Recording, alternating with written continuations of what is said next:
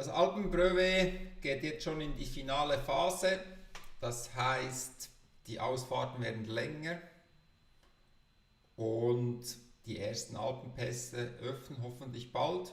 Und somit kannst du natürlich mehr Umfang trainieren und dich finale auf das Alpenbrevet vorbereiten. Ich habe die neuen Pläne vorbereitet und hier ein paar Infos für dich, wie das aussieht.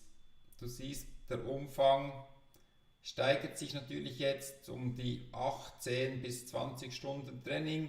Ich habe immer so Entlastungswochen eingebaut, die kannst du weglassen oder nicht. Und natürlich, ob du jetzt auf Gold oder Platin trainierst, kannst du natürlich dann auch die Einheiten etwas runterskalieren. Ich bin jetzt hier auf dem Platin-Plan als Beispiel, dass wir uns das mal anschauen können. Und wie gesagt, wenn du den Gold ausrollst, hast du einfach etwas weniger Umfang, die Intensitäten bleiben gleich. Also das habe ich hier gebaut. Wenn wir das mal intensitätsmäßig anschauen, das kannst du übrigens auch selber machen und schauen, wie das funktioniert. Wenn ich das hier aufschlüssel, ich mache das schnell. Hier siehst du jetzt der geplante Umfang, wie das aufgebaut ist ab dem Juni. Hier 2. Juni und dann hier ist der Wettkampf.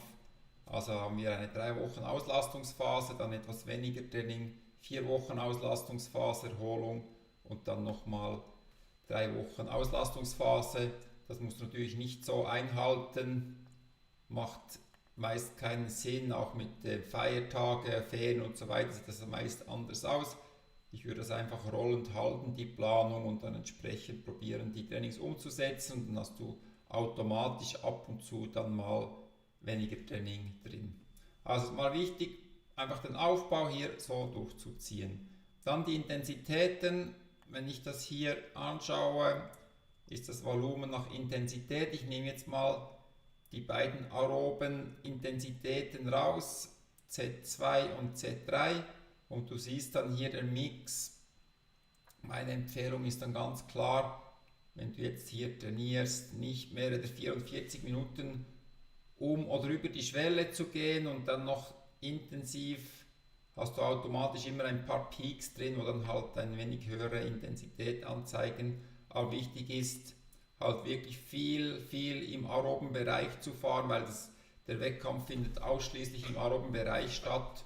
Und wenn du zu viele Peaks fährst hier mit diesem Umfang, hast du einfach dann die Gefahr, dass der Organismus überlastet ist und du nicht adaptieren kannst. Darum sehr wichtig, ruhig fahren und schöne Intensitäten machen. Wenn wir uns das dann anschauen, hier, es fällt dann auf, der Medium-Bereich wird dann auch etwas intensiver, also bis dann hier bis zu 5-6 Stunden im Medium-Bereich, was dann schon relativ viele Power benötigt, und natürlich immer noch der größte Anteil ist im aeroben Z2-Bereich, wo du dann halt je nachdem, wie groß dein Motor ist, wie fitter du bist, auch intensiver fahren kannst. Also das mal die grobe Übersicht. Du hast dann die Möglichkeit, das zu monitoren über die Berichte, die findest du hier oder auch auf dem App, Berichte. Gut, kommen wir zurück zu den verschiedenen Blöcken. Ich mache mich da mal etwas kleiner. So.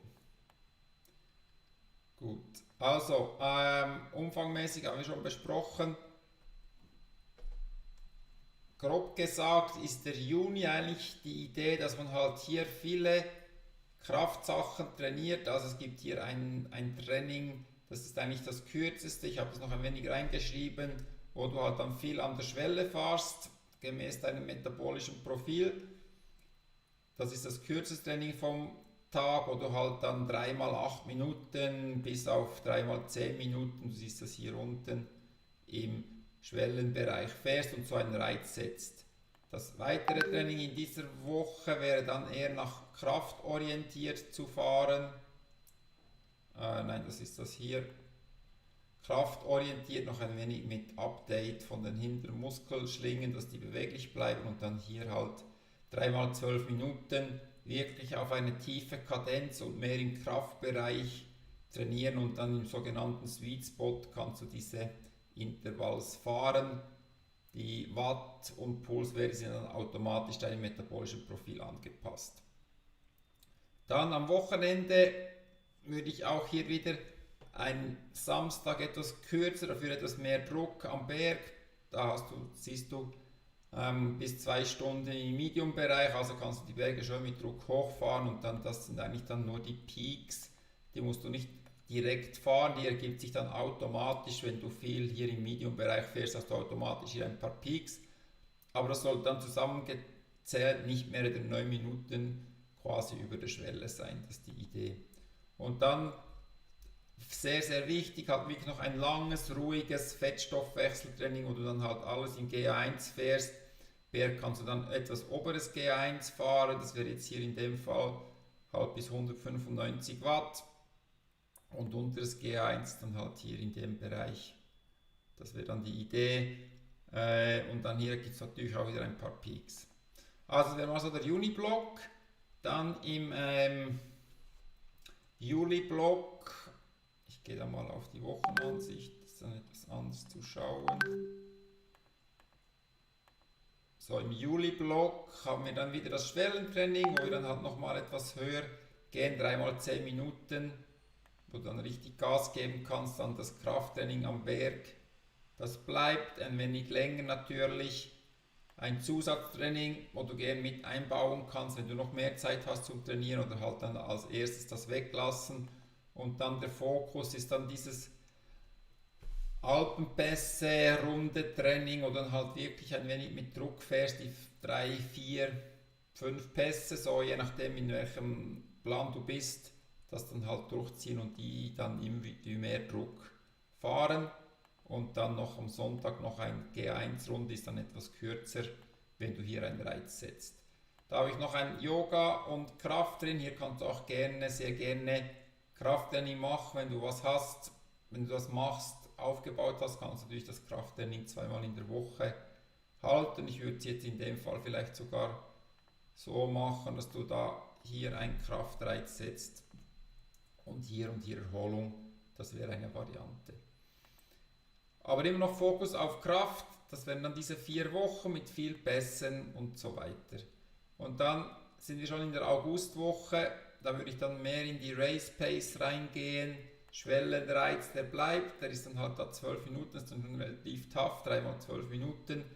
Und dann hier würde ich dann schon mehr Race Pace, dann nicht mehr unbedingt in den tiefen Kadenz fahren, weil wir sind dann da gut ökonomisiert. Es geht dann hier mehr darum, auch mal wirklich die Race Pace zu testen, zu schauen, das metabolische Profil entsprechend anzupassen. Alpenpässe würde ich beibehalten, hier nochmal ein paar Pässe einbauen. Das wäre dann die Idee von dieser Block und dann halt nochmal 3 Wochen etwas Gas geben und dann kommen wir halt dann schon ins Tapering rein, wo wir dann sicher mal etwas rausnehmen, umfangmäßig und dann hier haben wir dann schon den Wettkampf. Das wäre mal so die Idee für den Aufbau für alle, die auf Gold und Platin trainieren. Genau. Wichtig, mache mich da wieder etwas größer. Gut, ja, wichtiger Punkt ist natürlich die ganze Ernährungsgeschichte, dass du die mit einbaust, die habe ich dir hinterlegt. Schau, dass du beweglich bleibst, dass du auch ein wenig an deiner Muskelschlingen, Hinteroberschenkel arbeitest, dass du Schulter auftrainierst, Nackentraining machst, die Geschichten, Bikefitting. Was natürlich auch ganz gut ist, ist mal ein metabolisches Profil testen, also eine Leistungsdiagnostik machen. Kannst du in Form von bei uns im Labor, kannst du es gerne machen, aber du kannst auch überall da, du kannst auch an einem anderen Ort eine Diagnostik machen und das dann hier in dem metabolischen Profil Velo selber anpassen oder halt in einem 15-Minuten-Call dann mit mir das besprechen, da helfe ich dir gerne weiter. Also viel Spaß in den Bergen, viel Spaß beim Vorbereiten, happy training and happy riding.